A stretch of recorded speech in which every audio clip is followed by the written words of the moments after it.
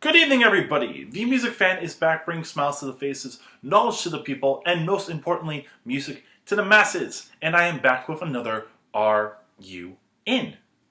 Tonight we are taking a look at the newest Alter Bridge album entitled Walk the Sky. Now this band doesn't really need much of an introduction. If you've watched any of my videos before, you've seen me talk about them a lot, whether it's their main albums or some of the albums from their side projects. However, if you are new to this channel, thank you so much for watching, by the way, really appreciate it. Or if you don't know anything about Alter Bridge but are just sitting here listening to my smooth voice, I also appreciate that as well. Let me give you a little bit of a recap of who they are. So Alter Bridge is basically Creed with a new singer, no Scott Stapp, instead it's Myles, a little bit more emphasis on a little bit more progressive harder rock, and not as much of an emphasis on religious themes. If that sounds right up your alley, then you come to the right place. Myles does a lot for this band. Scott Stapp is no slouch when it comes to a singer. He's really recognizable, but Myles has such an incredible high range and incredible bluesy voice that gives so much more energy to this band. Because of that, this band has so much more ability to change up their sound and try different things. Of course, they've been a staple in the hard rock scene for about the last decade and a half, even if you don't know their songs or albums by name. They've put out some incredible stuff over the last 15 years. Whether we're talking about Blackbird, AB3, Fortress, or Last Hero. And their debut album is no slouch either. One Day Remains is definitely their weakest of the bunch, but there's still some great songs like One Day Remains, Metalingus, Broken Wings, Burn It Down, and probably their biggest song at that point in time, Open Your Eyes. However, of course, the other four albums are heads and shoulders above that. My two personal favorites are Blackbird and Fortress. Blackbird has some of their biggest hits. Of course, we can talk about Ties That Bind and Rise Today, but there's still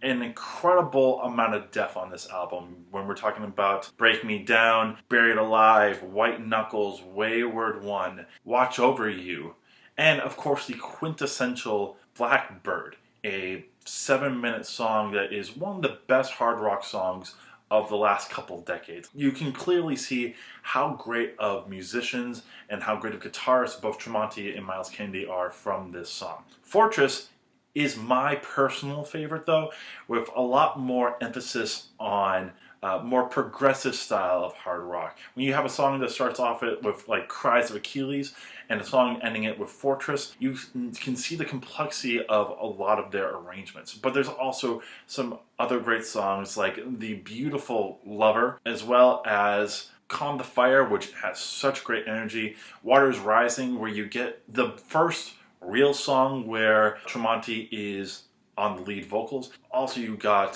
Cry Me a River and Bleed It Dry to round out a phenomenal hard rock album, one of my favorite albums of the decade. AB3 shows off a little bit of that middle ground where it has more simplistic songs like from the Blackbird era, but does start going into more of that progressive side.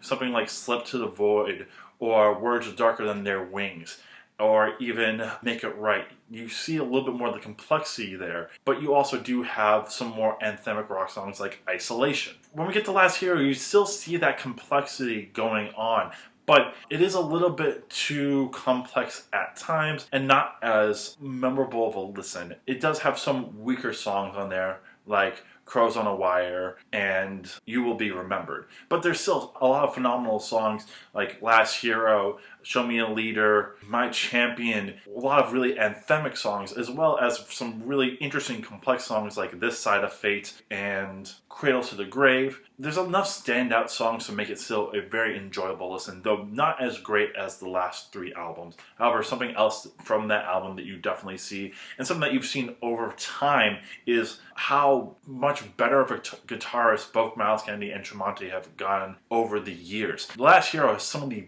best guitar solos that this band has ever done. If you listen to the guitar solo for Show Me a Leader, or what is probably Tremonti's best solo on This Side of Fate, absolutely incredible, absolutely melodic, so interesting to listen to. I've loved where this band has gone over the years, and even still, they have done a lot of really cool side projects, mainly Tremonti with his band Tremonti, which has had some phenomenal CDs like Cauterized, Dust, and my personal favorite, A Dying Machine, a interesting concept album that had so much diversity and so many amazing anthemic hard rock songs that it made my top 3 of last year, only to be beaten by Myles Kennedy's solo work last year, Year of the Tiger, another concept album about his dad passing when he was young and how his family has dealt with it, as well as how he's dealt with it over the years. Beautiful bluesy album, a little bit country twang as well at times. Absolutely gorgeous, and it shows Myles Kennedy off in the best way possible. If you haven't checked out their solo work, I highly recommend it. I've absolutely loved this band, as you can tell, and I was happy to find out that they were putting out one more album this decade, though I was a little bit worried about it when reading up on it. This one seemed to be a little bit more stripped back and a little bit more of an 80s electronic tinge at times. From the background, I understand that Mark Tremonti found a lot of John Carpenter-esque synth samples, and he wanted to include them in a lot of these songs. I was a little bit worried about that because I was worried that the musicianship wouldn't be as strong. It would be more atmospheric. It would be a little bit more simplistic and anthemic. Not a bad thing. We've heard that before from them, but I did have a little bit of worry. My worries weren't quelled with the first couple of singles. All of them were solid, but none of them really got me into this album. However, of course, I'm an Alter Bridge fan. I love this band. Of course, I was going to take a listen. This has been a very hard CD for me to figure out exactly where I want to place it. So let me talk it out, and hopefully we can get a verdict by the end of this video. We start off this album with One Life, and my assumptions of this album start being confirmed. This is a very atmospheric and a slow building intro that gets us right into Wouldn't You Rather. It's a really nice subdued intro with that nice atmospheric touch, and it shows off Kennedy's lower range in a nice way. It gets into Wouldn't You Rather, the first single from this album. And it's a solid single. It goes a little bit more on the lines of Isolation in terms of a little bit more simplistic and a little bit heavier sound. It's good in doses. I like the chorus. That one feels really anthemic, and I really like the harmonies over the chorus. However, the verse itself is a little bit too short, and it doesn't build very well to that chorus. One that shows off the hardness of what this album is going to be. There's a lot of songs that feel really low and feel very percussive and heavy. It's a little bit more simplistic, a little bit more focusing on the heavy and atmospheric sounds rather than a lot of very fast-paced guitar ideas. Not necessarily a bad thing. There's a lot of songs that do very well with this feel.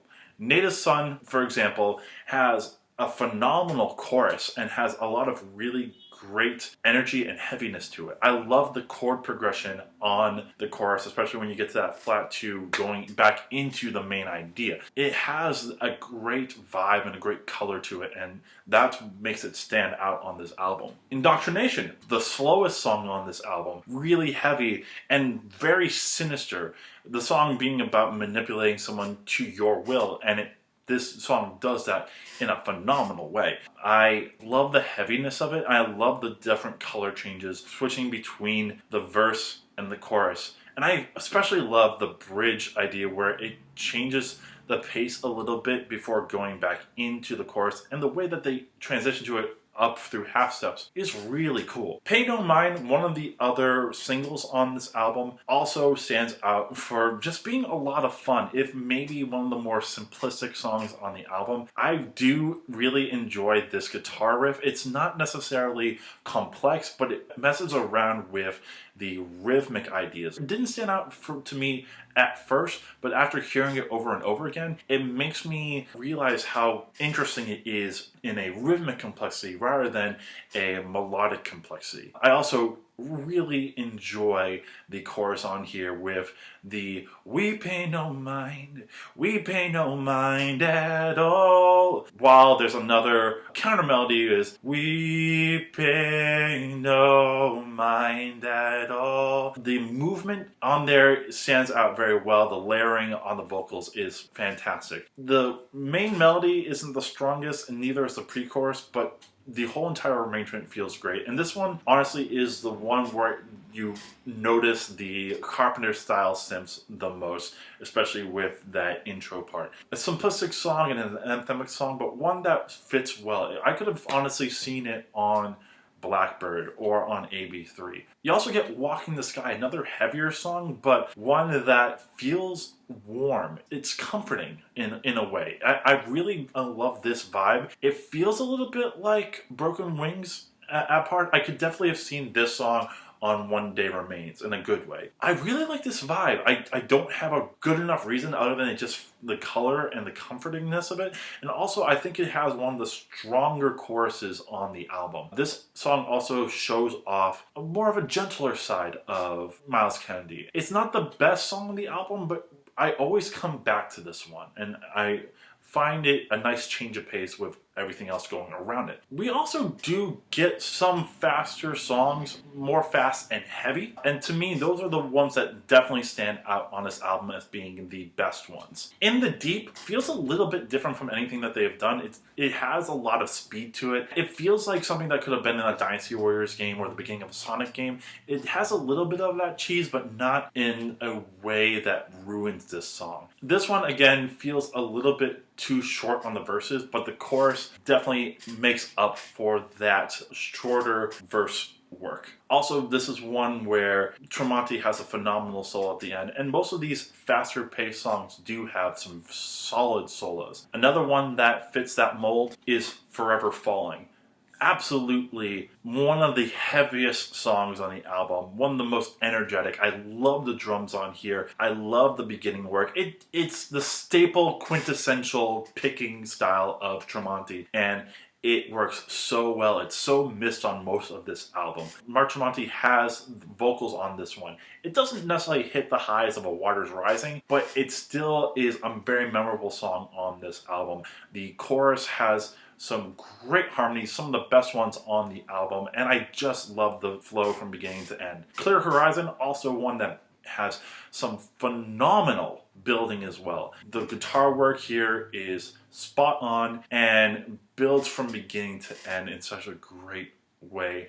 I love the chorus, another one that has some great harmony lines, and honestly one of the best verses on the album. Just an incredible song from beginning to end. Also another great Tremonti solo as well. The section of Pain No Mind, Forever Falling, and Clear Horizon, and then Walking the Sky, absolutely a phenomenal stretch. And then Dying Light to end this album is absolutely gorgeous. It's another one of these very quintessential Alter Bridge songs. A flowing 6/8 arrangement with some great finger picking ideas. Of course, you got that triplet versus a duplet idea. If you've listened to a lot of Alter Bridge songs, you'll know what I'm talking about. You got a lot of mixing of major and minor on the chorus. What definitely sticks out to me on this song though is the bridge work. This bridge is one of the best that they've ever done. Mixing some heavier ideas and then fading out to a softer part and mixing between that soft and hard, making for one of the more interesting bridges that they've ever done. Adds a lot of really great flair to a phenomenal ender. However, of course, we do have some weaker songs on here. First off, let's talk about the 3 uplifting songs on here. If you ever listen to an Alter Bridge album or a Tremonti album, you tend to notice a pattern that they do where one of the last songs on the album, whether it's the second to last or the last song on the album, they'll do a very uplifting and heartwarming song. Whether you have Life Must Go On from AB3, or All Ends Well from Fortress, or even Sympathy from Cauterize, or Unable to See from Dust. Nice ways of ending the album, but are never really that incredible and complex of songs. Unfortunately, on this album, they seem to have a lot of them. Starting off with Godspeed, it's a decent song, but to have it as one of the first songs in the album, it kind of ruins that uplifting vibe that you need. The Bitter End, one of the better uplifting songs that they have done. I love the color changes at the end. Has such great energy. Beautiful chorus. But again, having it in the middle of the album feels a little bit weird. Tear Us Apart, that second to last song on the album, it's good, has a nice vibe, has some of the better guitar work for the uplifting songs, but after having two of them already, it kind of defeats the purpose of what this song is intended for. And honestly, when it comes to this, I could easily interchange any of the previous ones I've talked about with songs like these, and you wouldn't really feel like anything is different. The worst song on the album, though, to me, is Take the Crown. It has some great guitar work at the beginning, but it's ruined by a pretty lackluster verse and a overly simplistic chorus. I do really like the outro bluesy work from Tremonti, but honestly, you could have done without this song. That ends a pretty mixed bag of a CD for me. Overall, this is a really hard album for me to diagnose. On one hand, there's a lot of really solid songs in here that are great additions to the Ultra Bridge catalog. Songs like Dying Light, Clear Horizon, Forever Falling, Native Son, In the Deep, Wouldn't You Rather, and Pay No Mind. I could hear myself listening to them on repeat. And that's a half of the album. But in terms of the single work, Wouldn't You Rather and Pay No Mind, though solid, aren't necessarily my favorite singles ever. They are some of the weaker ones. Stuff from Last Hero is better. I think stuff from Fortress is obviously better. So many great singles from Blackbird. They're nice additions, but they would definitely be strong rotational players rather than